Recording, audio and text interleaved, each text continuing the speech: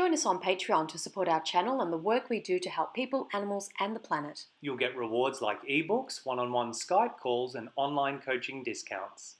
I would love actually some feedback because I've been really racking my brain today about how can I actively choose to live with a smaller carbon footprint. Now I know you're going to say stop flying everywhere, but realistically the life I've chosen, the opportunities I've got to travel and share my travels with you guys and make a difference in a bigger way, I'm going to keep flying.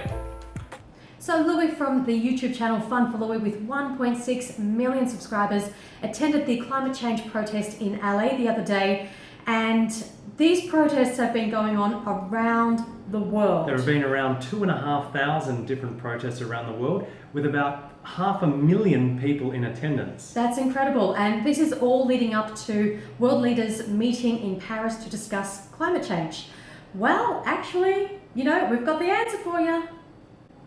What you eat 3 times a day is how we turn around climate change. Basically, you can take shorter showers if you like, you can turn all your lights off, you can not drive a car. Those things are great, but our food choices have the #1 impact on our environment. And how do we know all this? Well, back in 2006, the United Nations Food and Agriculture Organization released a report, Livestock's Long Shadow, where they showed that greenhouse gas emissions from animal agriculture accounted for 18% of the total versus only 13% for the entire transport industry combined. Then in 2009, the World Watch Institute said, you know what, United Nations, we think you underestimated that number, and animal agriculture actually accounts for 51% of total greenhouse gas emissions.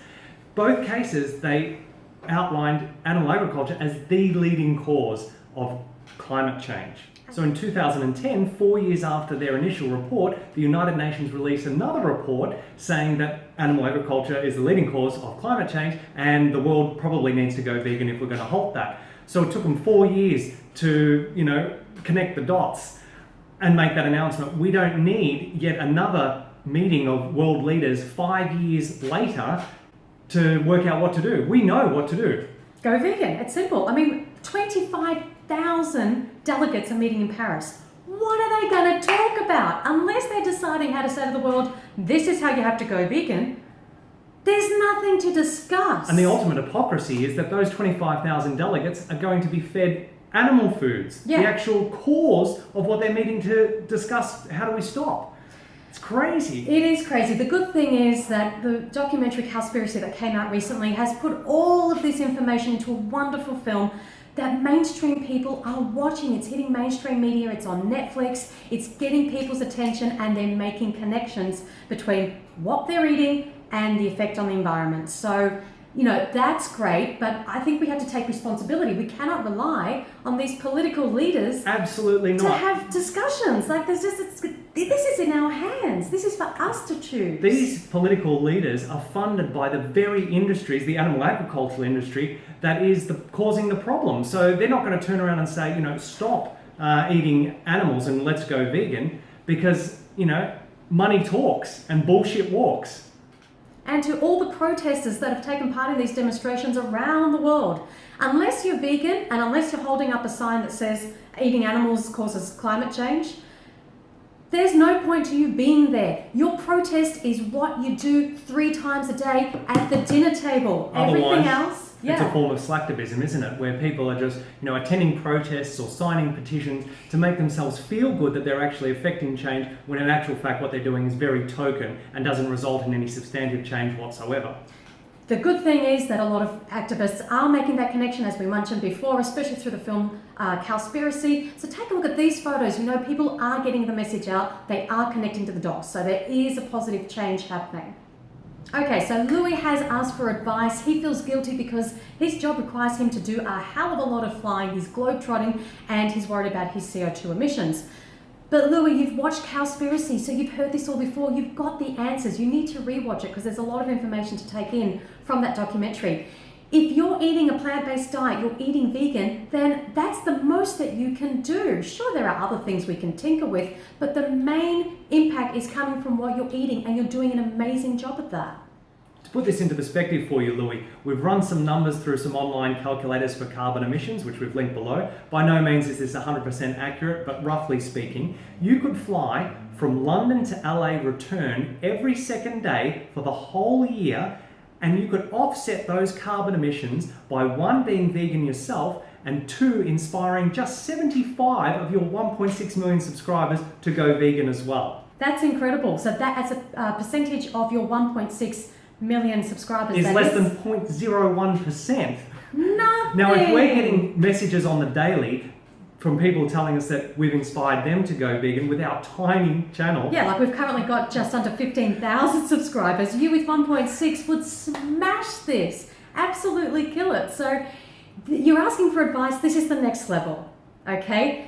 You can't just live it for yourself. You have to be a voice with your platform. If you want to go to a protest the way you did, you've got to hold up a sign that says you must stop eating animals in order to affect climate change. Watch Cowspiracy. And you don't even have to attend these protests at all, Louis. You have 3 times the number of subscribers than the total number of protesters that attended 2,500 protests around the world. Hold on. Just, wow. So every single video you make is a protest on a huge scale and platform.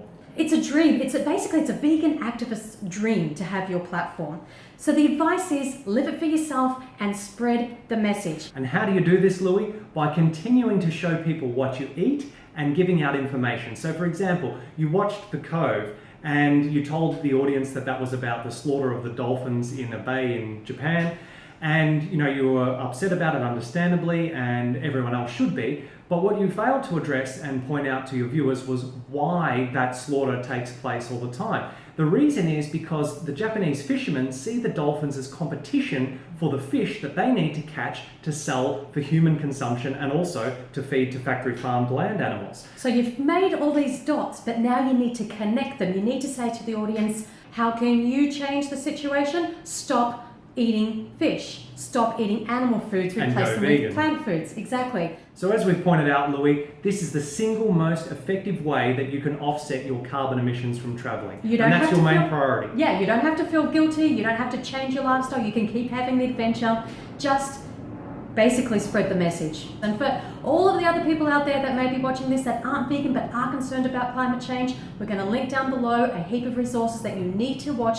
You need to make the connection. Otherwise, it's just slacktivism, and we cannot continue to put our future in the hands of political leaders. If there's one thing we've learned from history, it's that we haven't learned anything from history. This is a consumer-driven economy. Once we stop demanding it, industry will stop supplying it. Simple as that, folks. Don't forget to like, share, and subscribe. And help us share this video. Make sure that Louis gets it by posting it on his Instagram, posting it on his YouTube channel. We want Louis to see this video. So until next time, guys, remember, going vegan is not the most we can do. It's the least we can do.